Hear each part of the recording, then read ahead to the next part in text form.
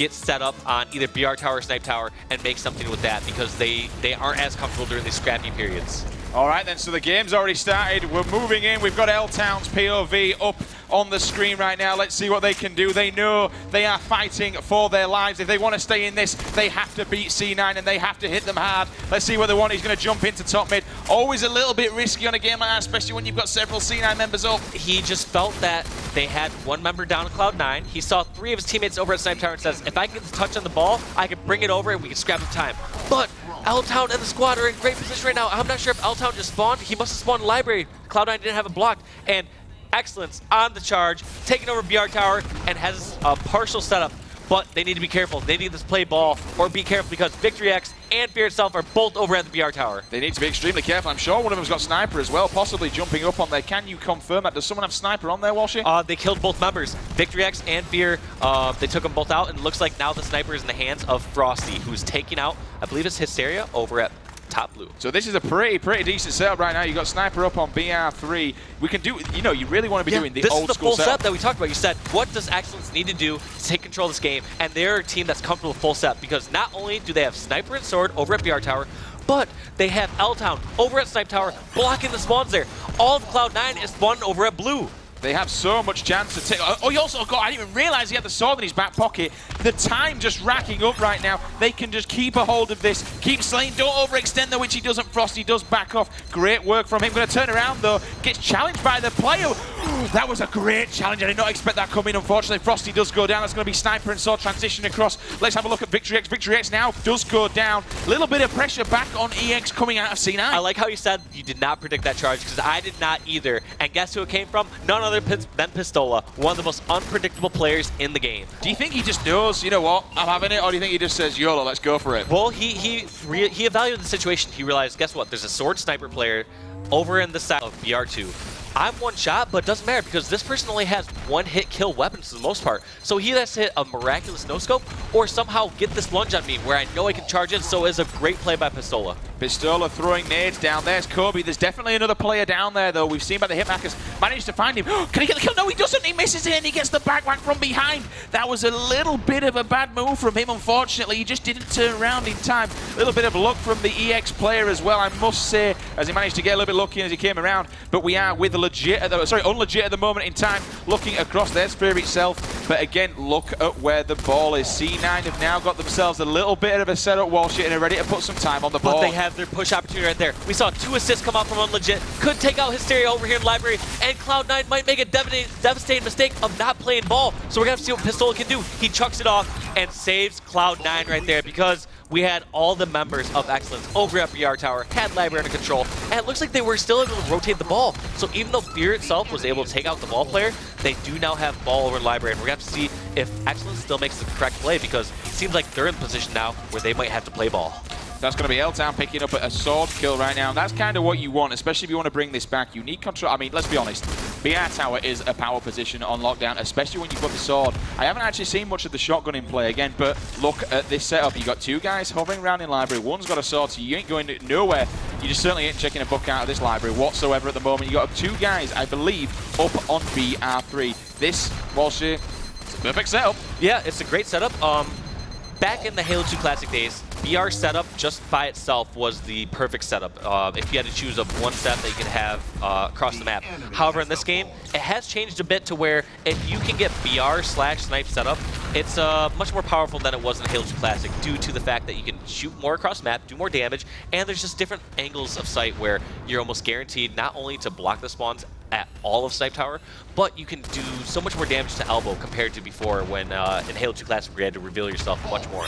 I don't really know exactly what happened there, because all of a sudden they did have the setup and they went 3 down. Sword and Sniper completely transitioned across. I just do not know what happened there. Yeah, so I was just going to give them credit and say they did a really good job of holding the BR setup, but they're having some trouble. They didn't get that play ball. They didn't make Cloud9 have to work even harder to get the ball towards BR Tower, and because of it, 3 members of eXcellence are down, and they're spawning at bomb blue. Actually, they're not spawning bomb blue because we have a good teammate right over here, Frosty. One of the keys to victory is keeping map presence, which he did right there. 3 of his teammates down, he decides not to challenge, and he stays alive over Snipe Tower, giving his teammates the better spawns. But unfortunately, does throw a grenade and accidentally hits his teammate, which wasn't the best of subjects. Let's jump across back to Mr. Fear itself, who I believe still got a sniper rifle in his back pocket. One bullet? Is that he either has 1 or 0 bullets? I can't remember. So it looks like he's backing down the BR, and I think he would have the sniper out if he had a bullet in it. So I'm gonna guess that he is out of ammo and just gonna try to do as much damage as he can before they're taking over here at BR set. And is he doing that on purpose? Is he holding it on purpose rather than throwing it away? Yes, he is. So what he's going to do is, instead of dropping the sniper and allowing eXcellence just to have a sniper to possibly create an opportunity to push across the map, he's going to make eXcellence have to make a great play. They're going to have to push across the map, kill him, and now if Cloud9 gets taken out at BR Tower, they have another weapon to possibly take over their setup. So they know that it's going to be very difficult for eXcellence to, 1, take over their setup, but 2, keep their setup. And all of a sudden the game has changed as we see Cloud9 hitting 120 on the clock. 74 points at the moment for EX. He's just completely switched around, and they cannot, you know, he's been a bit of a pain in the backside at the moment, is Fear itself. He's up on here.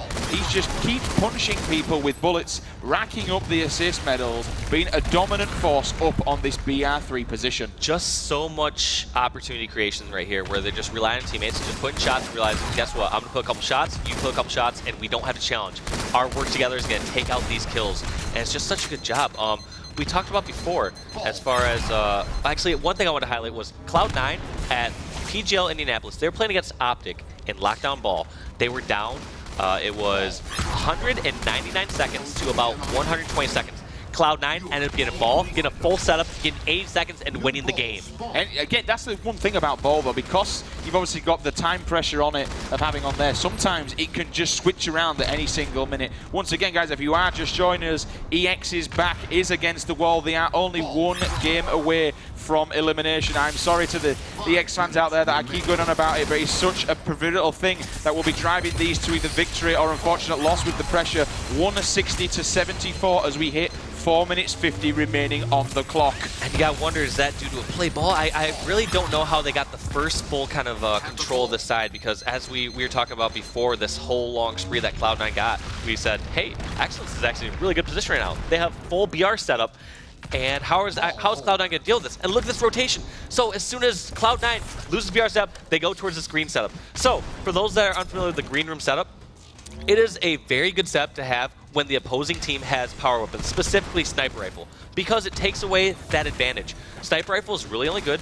across top part of the map where you can force long-range engagements. Now, when you bring the ball towards bottom green, you basically put it into a BR sort of match where teams are forced to fight these close-range fights, and you kind of make better use of the ball guy. So, for example, if you have ball over at BR tower or snipe tower, the ball generally is just watching the angle, but isn't as much of a threat until they drop the ball and put shots down. Whereas if you put the ball in green room, you can jump, get the one-hit melee, and kill someone who drops into green room. Ball at the moment is in the open. Somebody needs to grab that.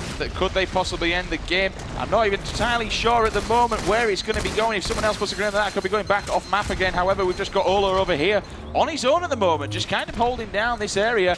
But as you move the POVs, Hysteria has picked up his one and only favourite weapon, jumps up, unfortunately. Unlegit gets one in the face. Will he find a second visor up on BR3? He knows he's there. Will he be a little jump for a nice shot? I think we possibly can do. However, it's EX who's pushing that ball, which we know they need to do. Is do or die. Yes, they're in a situation. So Cloud9 was playing with the time on their side. They realized, hey, guess what? We don't need to force any sort of oddball grab because EX has to make the move. Right now they're sitting pretty, so they decide, hey, we're just gonna sit across, watch top center from blue and sniper tower, and then make a push when it's viable option. But as we do, as Hysteria's back down, they did a really good job of moving ball into library. And so right here we're seeing Hysteria not try to force any movement. He's just gonna try to snipe across the map and try not to lose his power weapon because he realizes as long as they get slays, they're gonna be in great shape. So they only need 4 more seconds. Lovely jumping headshot there, Sword Guy. And I believe that's it, ladies and gentlemen. Please